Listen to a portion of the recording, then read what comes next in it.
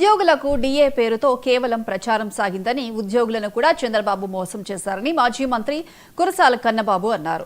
ఒక డీఏతో ఏం పండుగ చేసుకోమంటారని ఎద్దేవా చేశారు. లెక్క ప్రకారం 4 డీఏలు ఇవ్వాలని ఒక్కసారి క్షేత్రస్థాయిలోకి వచ్చి ఉద్యోగులతో మాట్లాడితే తెలుస్తుందన్నారు. ప్రభుత్వ మెడికల్ కళాశాలలన్నీ ప్రైవేటీకరణ చేస్తున్నారని కన్నబాబు మండిపడ్డారు. ఏదో ఆయన కొత్త వ్యవస్థల్ని క్రియేట్ చేస్తానన్నాం కాదు, అసలు నా అంత మగాడే లేడు, లేస్తే మీ అందరికీ అసలు స్వర్ణయుగం వస్తుందన్నాడు.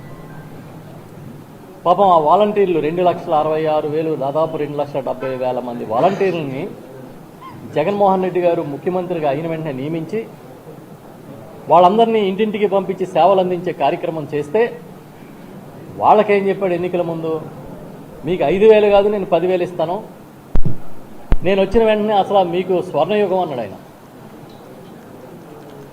ఇప్పుడు నిన్న ఉద్యోగ సంఘాల సమావేశంలో ఏం చెప్పాడు, ఇదొక వ్యవస్థే కాదు, అసలు ఇది వృధా, ఇది వాలంటీర్ల వ్యవస్థ ఒక వృధా ఖర్చు అని నిన్న చెప్పాడు ఆయన.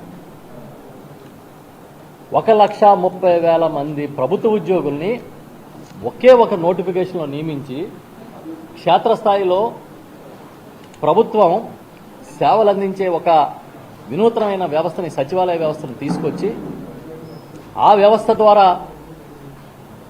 రాష్ట్రంలో ప్రతి గ్రామంలోని పారదర్శకంగా సేవలు అందించే కార్యక్రమం చేస్తే ఇవాళ ఆయన ఏమంటా ఉన్నాడు, ఈ సచివాలయ వ్యవస్థ అనవసరమైన వ్యవస్థని ఇన్ని లక్షల ఉద్యోగాలు క్రియేట్ చేసి ప్రభుత్వం మీద భారం మోపాడు,